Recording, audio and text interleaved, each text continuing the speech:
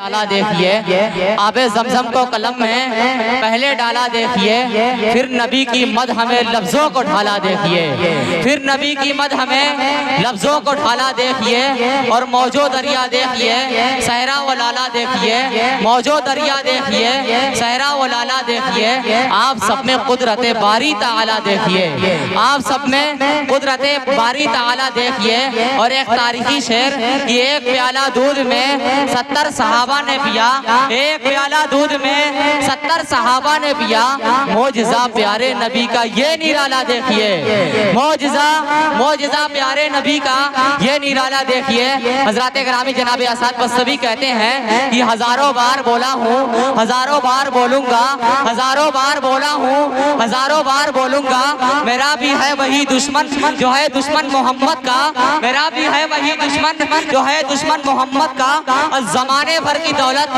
لاؤ رکھ دو میرے قدموں میں زمانے بھر کی دولت لاؤ رکھ دو میرے قدموں میں مگر پھر بھی نہ چھوٹے گا کبھی دامن محمد کا مگر پھر بھی نہ چھوٹے گا ارشد معین صاحب کوپا گنج کی سرزمین سے تشریف لائے ہیں جو ہے تمام شعراء کو بہت نواز رہے ماشاءاللہ دوستوں میں ان سے گزارش کر رہا ہوں کہ ناظم مشاعرہ کو بھی نواز سکتے ہیں دوستوں آئیے حضرات گرامی اس وقت میں اس شخصیت کو آواز دینے جا رہا ہوں دوستوں جن کے بارے میں بتا دوں کہ جن کی زبان و بیان کی اونچائی آسمان کی بلندی کو چھوتی ہے جس کے الفاظ و اقوال اور جملوں کی ترتیب و ترکیب صحرا کو چومتی ہے اس عظیم شخصیت کا نام حضرت مولانا جاوید قاسمی دامت برکاتہم متظلہ العلی استاد مدرسہ منبع العلوم حیدرآباد اس وقت حضرت والا سے بڑے ادب کے ساتھ دستبستہ التماس ہے کہ حضرت والا یہاں سے وہاں تک آنے کی زحمت فرمائیں اور اپنے مواعظ حسنہ سے ہم سب کو مستفیض فرمائیں میرے سامنے مولانا جاوید صاحب تشریف فرما ہے میں ان کا استقبال کرتا ہوں اور مولانا طیب صاحب بھی تشریف فرما ہے میرے برادر محترم ہیں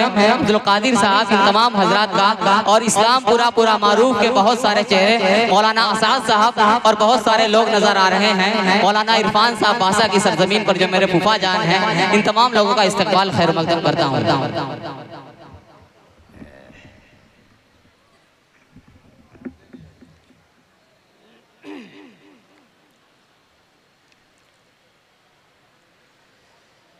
الحمد لله نحمده ونستعينه ونستغفره ونؤمن به ونتوكل عليه ونعوذ بالله من شرور أنفسنا ومن سيئات أعمالنا من يهده الله فلا مضل له ومن يضلله فلا هادي له ونشهد أن لا إله إلا الله وحده لا شريك له ونشهد أن سيدنا ومولانا محمدا عبده ورسوله أما بعد قال الله تبارك وتعالى في كتابه العظيم فأعوذ بالله من الشيطان الرجيم بسم الله الرحمن الرحيم يا أيها الذين آمنوا اتقوا الله حق تقاته ولا تموتن إلا وأنتم مسلمون بھائی جو لوگ جا رہے ہیں ان سے گزارش ہے بيٹھ جائیں مولانا عبداللہ سالم صاحب قمر چترویدی دامت برکاتہم اس کے بعد انشاءاللہ تشریف لائیں گے آپ لوگ بیٹھ جائیے پلیز عن أبي هريرة رضي الله تعالى عنه قال قال رسول الله صلى الله عليه وسلم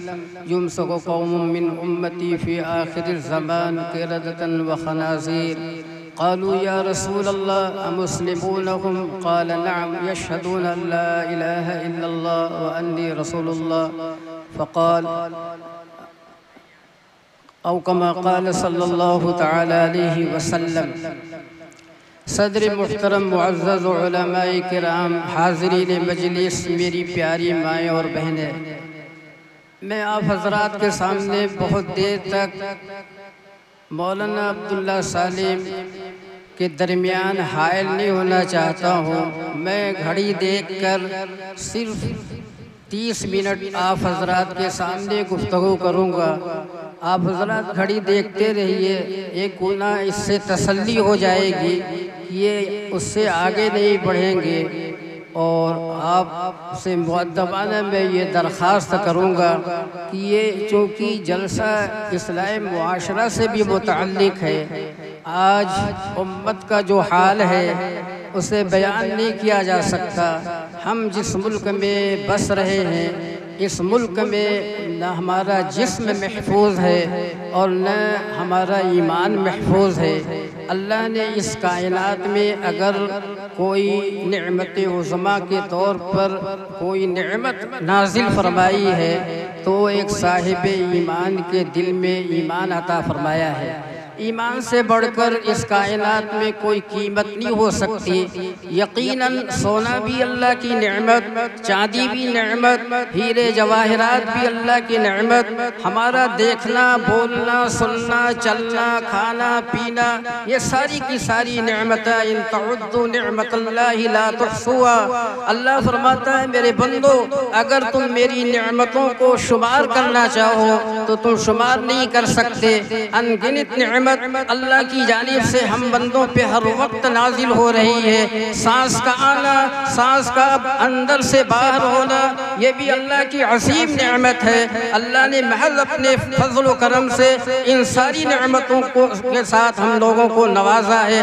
لیکن میرے محترم آج جو ہم مسلمانوں کا حال ہے، ہم نے جو سب سے بڑی نعمت اس کی کیا قدر کی، یعنی ایمان کی قدر، یہ تو صحابہ اس کی قدر بتائیں گے، مصعب بن عمیر بتائیں گے، فرعون کی بیوی حضرت آسیہ بتائیں گی کہ ایمان کتنا قیمتی سرمایہ ہے۔ میں اپنی پردہ نشین خواتین کو فرعون کی بیوی آسیہ کا واقعہ سناتا ہوں۔ اللہ تعالیٰ نے قرآن کریم میں ضرب اللہ مثلا للذین آمنوا امرأۃ فرعون اذ قالت رب ابن لی عندک بیتا فی الجنہ ونجنی من فرعون وعملہ ونجنی من القوم الظالمین۔ قرآن کریم میں اللہ تعالیٰ نے فرعون جو اس دنیا میں انا ربکم الاعلی کا دعویٰ کیے ہوئے تھا کہ میں سب سے بڑا رب ہوں، اس کی زوجیت میں رہنے والی بیوی خاتون حضرت آسیہ حضرت موسیٰ علیہ السلام کے ہاتھ پر ایمان لاتی ہے، انہیں اللہ کا پیغمبر تسلیم کرتی ہے، اپنے شوہر کو رب نہیں تسلیم کرتی۔ فرعون کو جب اس بات کا علم ہوا کہ میرے گھر میں رہنے والی میری بیوی پہ بھی موسیٰ کا جادو چل گیا تو اس نے اپنی بیوی کو بلایا اور اسے ڈرایا اور دھمکایا کہ دیکھ تو عیش و عشرت کی زندگی گزار رہی ہے، تو ایک محل میں زندگی گزار رہی ہے، نہ جانے تیری جیسے خواتین پریشانیوں کے عالم میں وہ زندگیاں گزار رہی ہیں، تو نعمتوں سے مالا مال ہے، اگر تو موسیٰ کے رب کا انکار نہیں کرے گی اور مجھے اپنا رب تسلیم نہیں کرے گی تو میں تمہیں ایسی سزا دوں گا کہ تجھے ہمیشہ یاد رہے گا اور تیرا وجود اس دنیا سے مٹ جائے گا۔ حضرت آسیہ نے اس ظالم فرعون کو کیا جواب دیا تھا؟ فَقْدِ مَا أَنْتَ قَاضٍ إِنَّمَا تَقْضِي هَذِهِ الْحَيَاةِ الدُّنْيَا۔ فرعون تو مجھے جان کی دھمکی دینا چاہتا ہے، میرا وجود مٹانا چاہتا ہے، جو کلمہ میرے دل کے اندر اتر آیا ہے اور جس رب کو میں نے رب تسلیم کر لیا ہے، تیری مجال نہیں کہ اس کی ربوبیت میرے سینے سے تو نکال دے۔ تو مجھے جان سے مارنا چاہتا ہے، تو مجھے جان سے مار ڈالے، لیکن یہ نہیں ہو سکتا کہ میں اپنے کلمے کا سودا تم سے کر لوں۔ تاریخ گواہ ہے، قرآن کریم کی تفسیر گواہ ہے، فرعون نے اپنی اس بیوی کو جو اس کی سب سے چہیتی بیوی تھی کیسی کڑی سزا میں مبتلا کیا۔ روایتوں میں آتا ہے کہ اس ظالم فرعون نے اپنی بیوی کو جلادوں کو بلا کر چت لٹا دیا اور دونوں ہاتھ اور دونوں پاؤں میں کل ٹھکوا دیا۔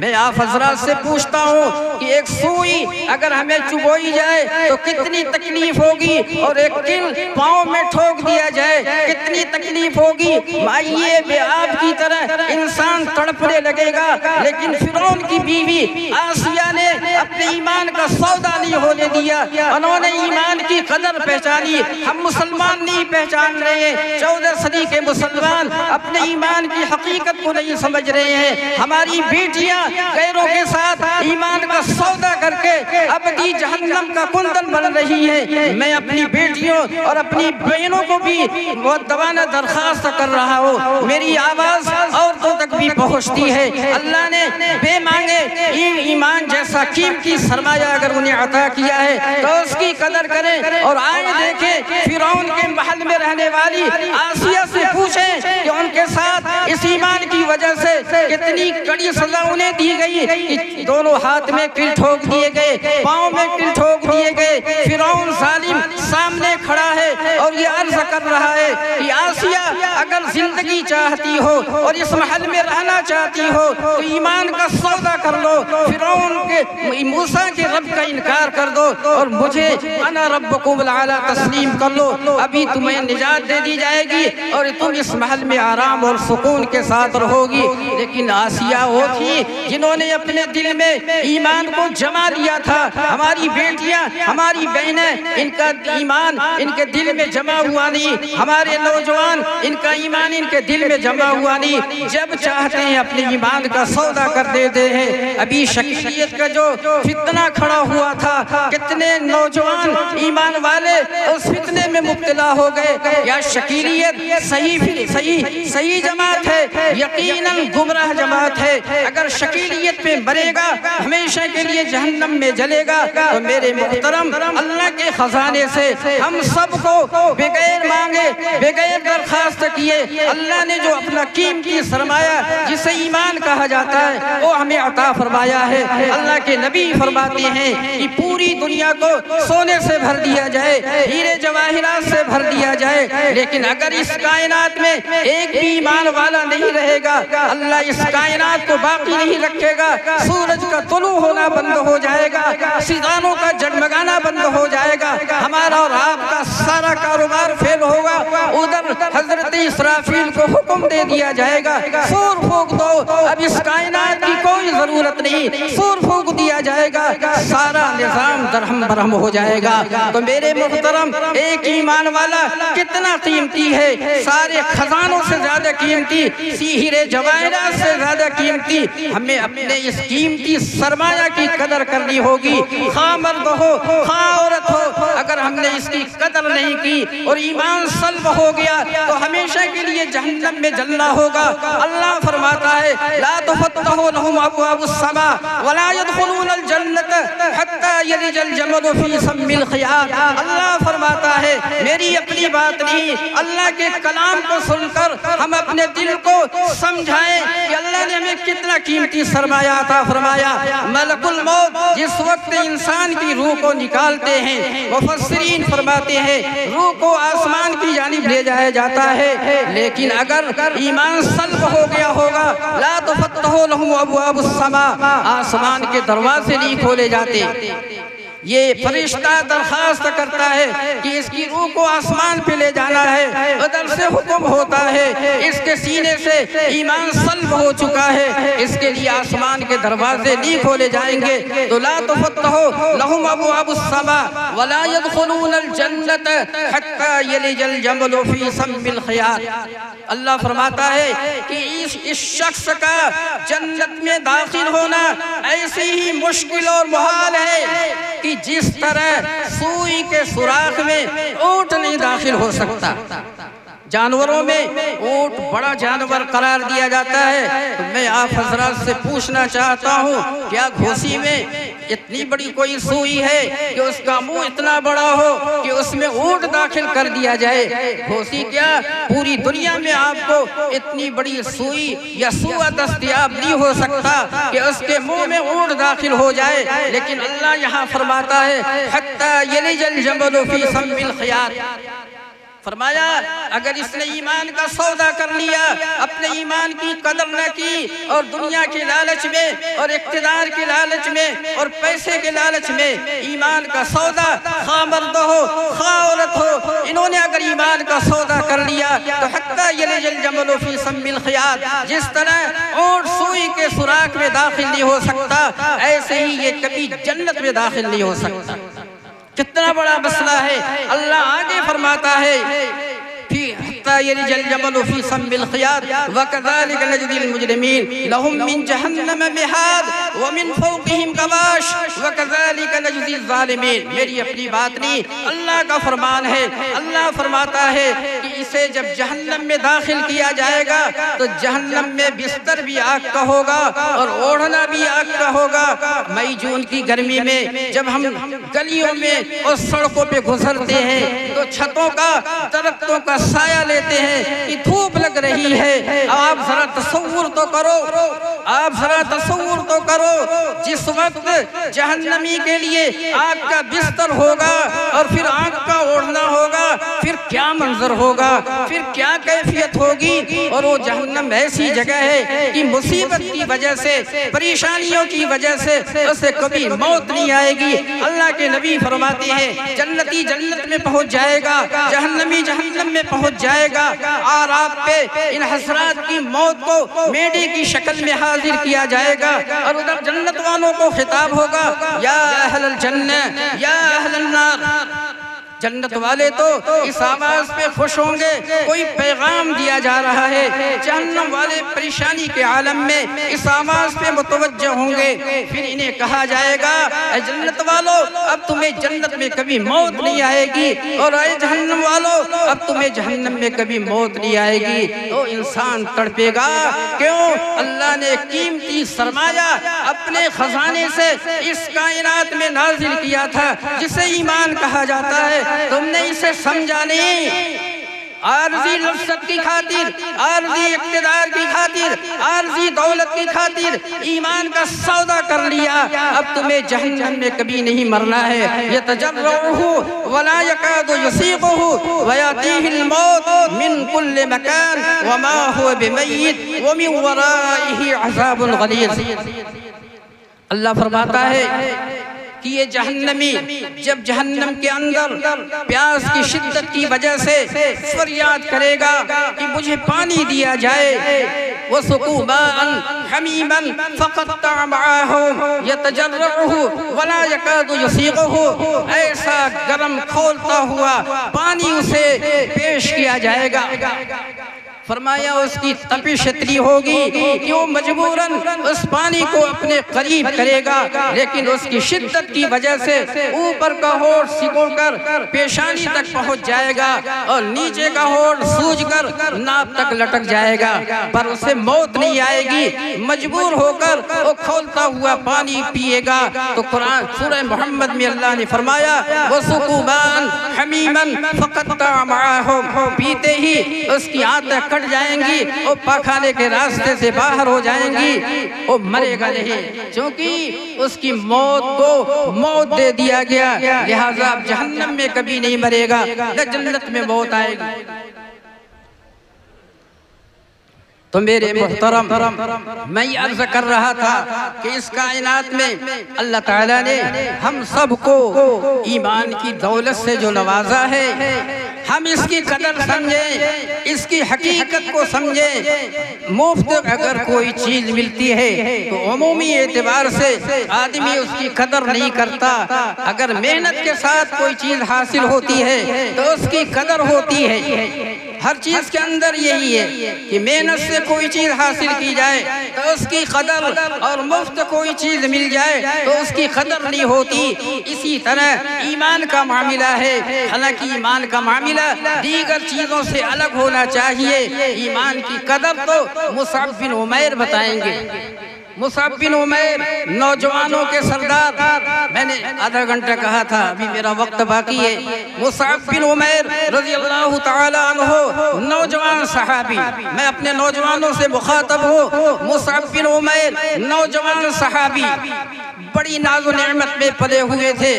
ان کے باپ 200 درہم کا جوڑا ان کے لیے لایا کرتے تھے، اور خوشبو میں جو سب سے عمدہ مکہ المکرمہ میں دستیاب ہوتی یا باہر سے منگواتے اور اپنے اس بیٹے کو دیتے۔ مصعب بن عمیر وہ صحابی جس گلی سے گزر جاتے تو لوگ خوشبو سونگ کر یہ کہتے تھے کہ مصعب بن عمیر لگتا ہے ادھر سے گزرا ہے۔ ناز و نعمت میں پلے ہوئے تھے، ادھر ان کے کان تک خبر پہنچی کہ اللہ کے نبی نے نبوت کا دعویٰ کیا ہے اور وہ سچے نبی ہیں، تو یہ بھی ان کی خدمت میں چپکے سے حاضر ہونے لگے، چپکے سے، چونکہ اسلام کا لانا اس زمانے میں بھی بڑا مشکل تھا، اور اسلام کا لانا اس زمانے میں بھی بڑا مشکل ہے۔ کوئی کافر اگر اسلام قبول کر لے اور جو قبول کروائے اس کے لیے بھی بڑا مسئلہ۔ مولانا کلیم صدیقی صاحب دامت برکاتہم آج تک عمر قید کی سزا انہیں دے دی گئی، تو اس زمانے میں بھی اسلام کا قبول کرنا ایک بڑا مسئلہ، اور اس زمانے میں بھی اسلام کا قبول کرنا بڑا مسئلہ۔ تو مصعب بن عمیر چپکے سے نبی صلی اللہ علیہ وسلم کی خدمت میں پہنچے اور اسلام کے دامن سے وابستہ ہو گئے۔ گھر والوں کو جب علم ہوا تو انہیں کڑی سزا دی گئی، اور اس وقت حبشہ کی جانب اللہ کے نبی نے کچھ صحابہ سے کہا ہجرت کر جاؤ، وہاں حبشہ کا بادشاہ رحم دل ہے، یہ حضرات ہجرت کر کے وہاں پہنچے۔ پھر وہاں سے مصعب بن عمیر آئے، بڑی تنگی کا عالم تھا، پھٹی ہوئی چادر جسم پہ تھی، یہاں تک کہ آپ کی چادر پہ ایک چمڑے کا پیوند تھا۔ اللہ کے نبی نے جب اس منظر کو دیکھا ہے تو آپ کی آنکھوں سے آنسو جاری ہو گئے اور کہنے لگے مصعب بن عمیر اتنی نعمتوں میں پلا ہوا تھا، آج اسلام کی وجہ سے یہ غربت کا حال اور اس فقیری کا حال اور یہ حال کہ 200 درہم کا جوڑا پہنتا تھا، آج اس کی چادر میں پیوند لگے ہوئے ہیں، آنکھوں سے آنسو نکلنے لگے۔ اور یہی مصعب بن عمیر جب میدان احد کا معرکہ آیا، اللہ کے نبی نے میدان احد کا جھنڈا مصعب بن عمیر کے ہاتھ میں دیا تھا۔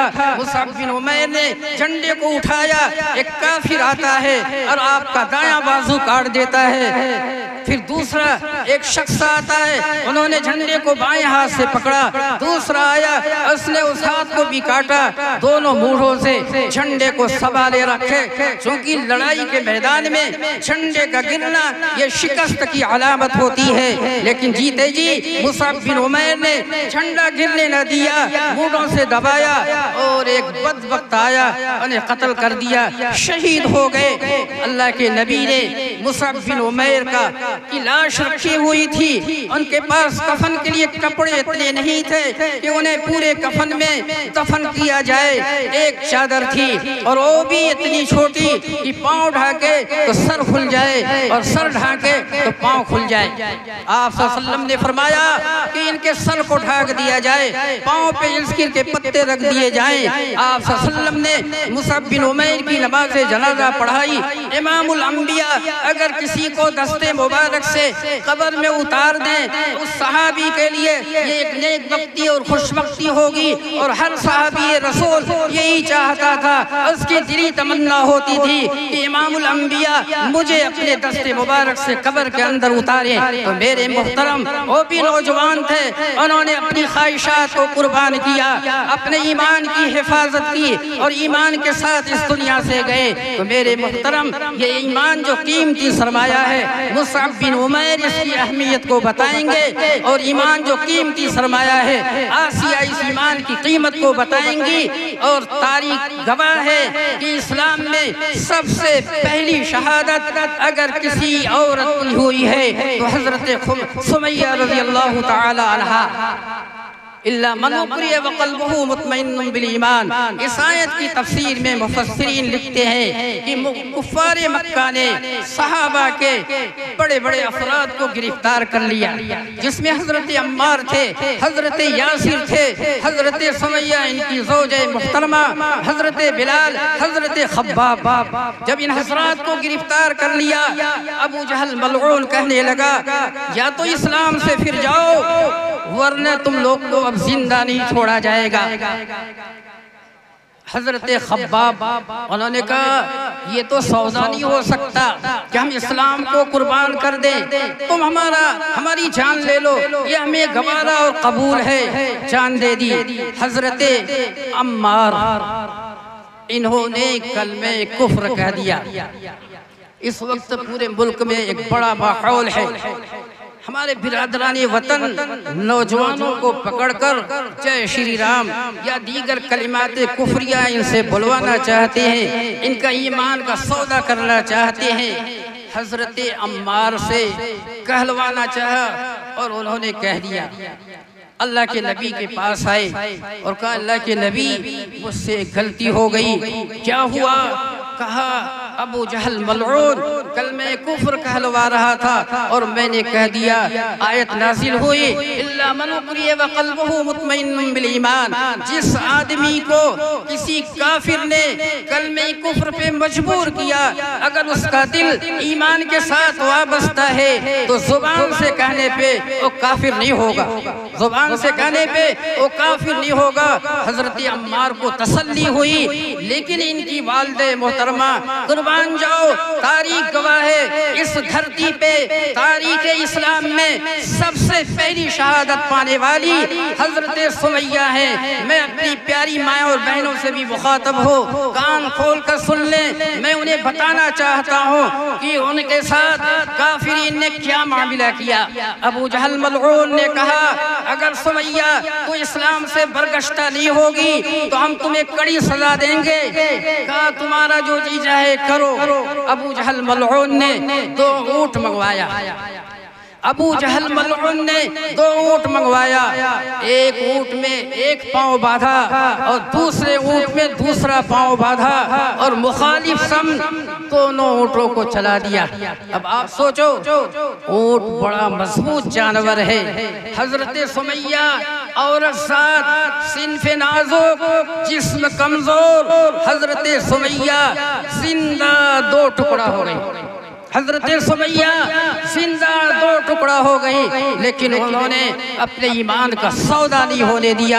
تو میرے محترم، اللہ کے خزانے سے جو ایک قیمتی سرمایہ ہمیں ملا ہے، ہم اس کی قدر کریں۔ ہمارے جسم تو مصائب سے گھرے ہوئے ہیں، لیکن ہمارا ایمان بھی خطرے سے خالی نہیں۔ مستقلاً یہ پلان اور یہ کوشش ہو رہی ہے کہ کس طرح مسلمانوں کے ایمان کا سودا کیا جائے۔ لہذا ہم حضرت سمیہ کی تاریخ پڑھیں، آسیہ کی تاریخ پڑھیں، مصعب بن عمیر کو اٹھا کر دیکھیں کہ ان حسرات کے ساتھ بھی بڑے مصائب اور آلام کے اوقات آئے، لیکن یہ ایمان پہ ڈٹے رہے، ثابت قدم رہے۔ اللہ فرماتا ہے ان الذین قالوا ربنا اللہ ثم استقاموا تتنزل علیہم الملائکہ، جو اس نے کہا میرا رب اللہ ہے اور اس پہ جمع رہا، اللہ کی جانب سے فرشتے حاضر ہوں گے، تتنزل علیہم الملائکہ، یہ فرشتے انہیں خوشخبری سنائیں گے، اللہ تخافوا ولا تحزنوا وابشروا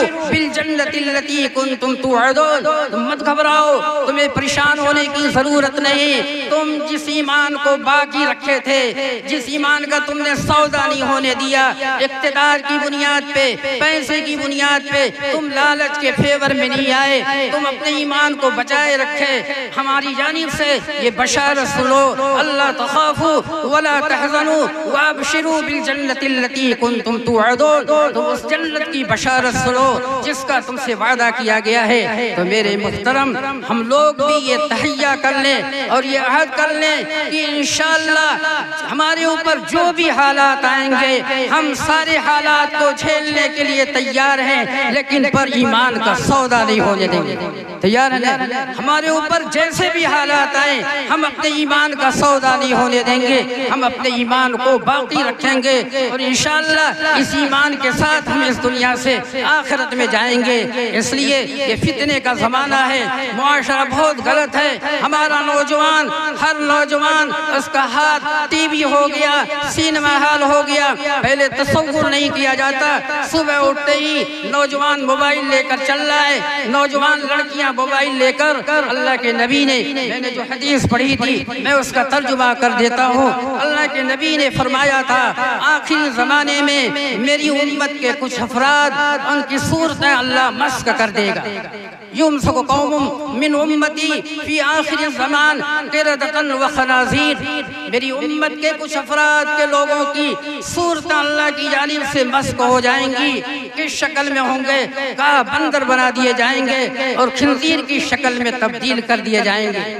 صحابہ کو تعجب ہوا، اے اللہ کے نبی آپ کی امت کے افراد ان کی صورتیں مسخ ہو جائیں۔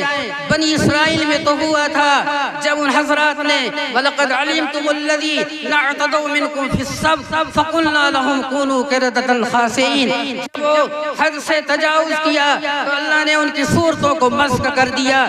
آپ کی امت کے افراد کا بھی یہی حال ہوگا۔ تو اللہ کے نبی نے کہا ہاں، تو صحابہ نے کہا امسلمون ہم، کیا مسلمان ہوں گے یا کافر؟ تو اللہ کے نبی نے کہا وہ مسلمان ہوں گے، وہ نماز کے پڑھنے والے ہوں گے، روزہ کے رکھنے والے ہوں گے۔ تو صحابہ کو اور تعجب ہوا کہ جب نماز پڑھیں گے، روزہ رکھیں گے، نماز اللہ کا عظیم حکم، نماز اللہ کا عظیم حکم، آج امت کا کتنا بڑا طبقہ اسے کوئی درجہ نہیں دیتا۔ اگر نماز معمولی حکم ہوتا تو اللہ کے نبی کو اس زمین پہ جبریل کو بھجوا کر اس فریضے کو دیا جاتا۔ اللہ اپنے محبوب کو عرش پہ بلا کر اس عظیم حکم کو نہ حوالے کرتا۔ آپ کو معلوم ہے اللہ کے نبی کو عرش پہ بلایا گیا، اور یہ قیمتی سرمایہ جو اسلام کے بعد پہلے نمبر پہ اللہ کا عظیم حکم ہے، یہ قیمتی سرمایہ آپ کو دیا گیا۔ لیکن آج امت کا بہت بڑا طبقہ اسے کوئی درجہ نہیں دیتا۔ یہ ایمان کی حفاظت کا سب سے بڑا ذریعہ ہے۔ نماز ایمان کی حفاظت کا سب سے بڑا ذریعہ ہے۔ ہم اپنے سونے کی حفاظت کرتے ہیں، چاندی کی حفاظت کرتے ہیں، روپے پیسے کی حفاظت کرتے ہیں، مکانوں کی حفاظت کرتے ہیں۔ کبھی ہم نے سوچا کہ ہمارے سینے میں جو ایمان اللہ کے خزانے سے قیمتی سرمایہ ملا ہے، ہم نے کبھی اس کی حفاظت کے اسباب کو سوچا؟ تو اللہ کے نبی نے سب سے قیمتی حفاظت کا ذریعہ جس سے ایمان محفوظ رہے اسے نماز کا قرار دیا۔ تو صحابہ کو تعجب ہوا کہ اللہ کے نبی وہ نماز بھی پڑھیں گے، روزہ بھی رکھیں گے، جبکہ روزہ اللہ کو عظیم حکم کہ اللہ خود فرماتا ہے کہ روزہ میرے لیے ہے اور روزے کا بدلہ میں خود دیتا ہوں۔ وَأَنَا أُجْزَى بِهِ، ایک جگہ اللہ نے فرمایا میں خود بدلے میں دے دیا جاتا ہوں، یعنی میں بندے کو خود مل جاتا ہوں۔ تو یہ دو عظیم حکم اس کے پورا کرنے والے پھر بھی خنزیر اور بندر کی شکل میں تبدیل ہو جائیں گے؟ کہا ہاں۔ تو صحابہ نے کہا وجہ کیا ہوگی؟ اتخذوا المعازف والقینات والدفو وشربوا هذه الاشربة فباتوا على شرابهم ولهوهم فاصبحوا قد مسخوا۔ اللہ کے نبی نے بندر اور خنزیر ہونے والے جو اسباب ہیں ان اسباب سے بھی امت کو آگاہ کیا ہے۔ ہمارے نبی کو ہم سے انتہائی محبت تھی کہ ان اسباب سے بھی آپ نے مرنے سے پہلے آگاہ کر دیا تاکہ میری امت ان اسباب کو اختیار نہ کرے۔ اس لیے میں اس مجلس میں اپنی مائیں اور بہنوں سے بھی مؤدبانہ درخواست کروں گا اور نوجوانوں سے بھی مؤدبانہ درخواست کروں گا کہ اللہ کے نبی نے ان اسباب کی وجہ سے صورتیں مسخ ہونے کو بیان کیا تھا۔ اتخذوا المعازف، وہ گانے بجانے کے دلدادے ہو جائیں گے۔ آج ہمارا نوجوان بغیر موبائل دیکھے اسے سکون نہیں ملتا، اس کی پوری رات یوں ہی گزر جاتی ہے۔ اور فرمایا لہو العیم میں، شراب میں، کباب میں یہ رات بھر مشغول رہیں گے۔ فاصبحوا قد مسخوا، اور ایک دن ایسا آئے گا کہ صبح ہوتے ہی ان کی صورتیں خنزیر اور بندر میں تبدیل ہو جائیں گی۔ اللہ ہماری حفاظت فرمائے۔ تو میرے محترم میں مؤدبانہ درخواست کروں، میرا وقت پورا ہو چکا، حضرت آ گئے جن کی بنیاد پہ آپ حضرات تشریف لائے ہیں، میں درمیان میں حائل نہیں ہوتا، اس لیے میں آخر میں آپ حضرات سے مؤدبانہ درخواست کر رہا ہوں کہ یہاں بینر پہ اصلاح معاشرہ بھی لکھا ہوا ہے اور یہ انتہائی ضروری ہے۔ امت میں انتہائی بگاڑ ہے، کیسے اصلاح ہو ہمیں اس کی فکر کرنی ہے۔ اللہ ہم سب کو سمجھ عطا فرمائے۔ وآخر دعوانا الحمدللہ رب العالمین۔